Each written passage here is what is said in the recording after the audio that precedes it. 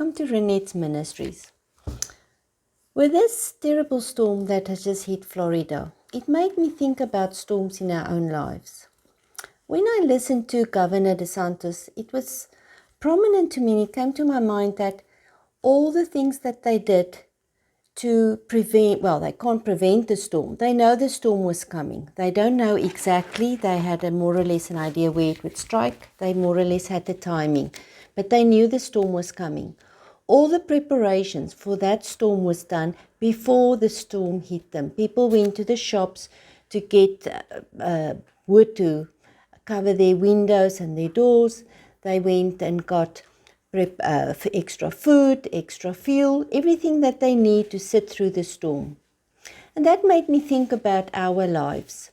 It's no use when you're in a storm to then start to rush for things or to be prepared for it. You have to be prepared before the storm comes.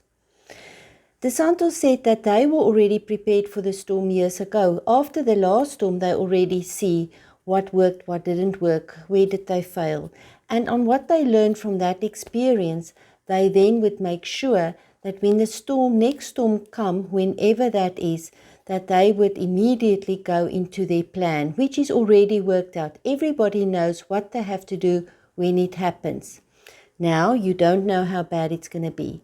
The other thing about a storm that's so wonderful is that you know it's going to come to an end. It may not be a very nice experience, but when you're well prepared, you know you will be okay. And then afterwards, you do the damage control. So in our lives, the storms will come, whether you like it or not. It's going to be there. The thing is, it's no use when you're in that storm and those terrible winds are blowing and the roads are impossible to drive in, they turn into rivers, to then want to jump into your car and go to the nearest shop to get whatever you need. That will be disastrous. You need to get everything beforehand. Therefore, how do we look at our spiritual life? You need to be prepared before that storm hits you. You need to be able to stand strong in the Word and know the promises of God. Now, if you've gone through a storm before, you would know where did you not have enough strength? Where did you fail? Where was your foundations not good enough? Was it that you don't know the Word well enough, that you forgot the promises? Was it that you wasn't in that rest and you started to panic and that made you fail in your faith? Previous storms can help you to prepare for the next storm coming. But we must always go back to the Word. You know, it says about 350 times in the Bible, fear not, be not afraid, one for every day. God knew that we're gonna have a tough time on this world. He knew that there's gonna be persecutions. He knew there were gonna be storms. Therefore, he warns us to stand strong. And the verse that I want to give you today to encourage you is in Isaiah 41. And we're going to look at verse 10, if you would look in your Bibles. And it says, this is the New Living Translation. Don't be afraid, for I am with you. Do not be dismayed, for I am your God. I will strengthen you, I will help you, I will uphold you with my victorious right hand. So be still in the Lord. Know that He's there for you. Know that you're not alone, even if it feels like that. And that storm will come to an end. Write down when you go through that storm. Take your notes. Keep always a book. When you get the word from God, write it down so that next time when you go through anything that's difficult, you know you're not going to catch me again, because we know who causes the storms. It's not God. But the storm helps us to grow because we learn from the experience. DeSantis said now, since the last big storms, they have changed their building regulations so that the new structures would be much stronger. So you see, if you go back and see where you failed, you can be stronger in those areas where you failed. Maybe you need more people to pray for you. Another thing is, when you're in a storm, you want to be in a safe place. You do want to be in a place where you know you can stand fast. And that for us is in the Word.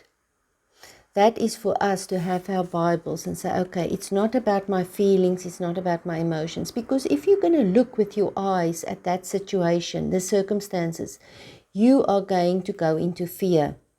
Because whatever is around you, if you're going to look with your physical eyes, it's going to look like there is no hope. But when you are in the Word and you look at what the promises of God is, and He says, fear not, I'm with you, I will never forsake you, I'm always with you, that we read in Hebrews, then you know, come what will, I will make it.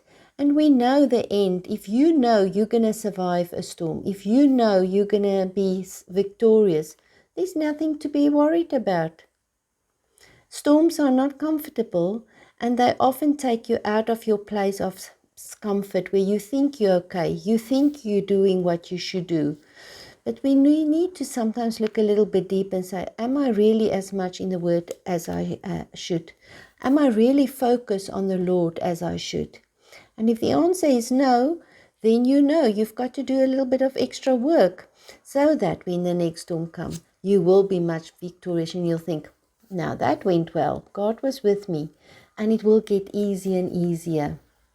So it is not sometimes the fear that we have for something, but how we will get out of it in a victorious way. It's like when you watch your favorite football team playing and you already had a peek to know that your team is going to win. Maybe it's not as exciting, but you can watch and enjoy it because you know they're going to win at the end. Or read a book and see if it's going to have a happy ending before you read the whole book. Now, it takes a little bit of the challenge away, but we already have that. So we can just enjoy the journey and the adventure. Now, I'm going to be good. And maybe while you're in a storm next time, help somebody else who's in a storm because you already have the experience. So you can share that experience with someone else. Thanks for watching. I hope that's encouraged you. And watch, because next time we're going to start with a series on biblical men, and we're going to look at Moses. And there's so much we can learn from Moses. Please follow us on YouTube, on Facebook, on Rumble, and please give us a comment. It always helps encourage me as well. Have a great day and do as an eagle, fly on top of the storm. Bye.